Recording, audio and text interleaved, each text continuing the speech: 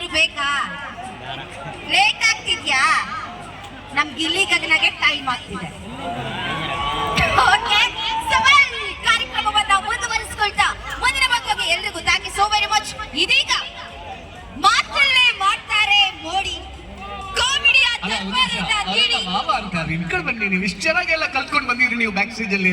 At least wow ಅನ್ಬೇಕಲ್ವಾ? Okay, retake take 2 action ಅಂತ ಹೇಳಿ. ಆಕ್ಷನ್. ಇವರು ಮಾತಲ್ಲೇ ಮಾಡ್ತಾರೆ ಮೋಡಿ. ರೀಟೇಕ್ ಅಷ್ಟು ಮುಂದೆ ಹೋಗೋದಿಲ್ಲ, ಹಿಂದೆ ಬನ್ನಿ.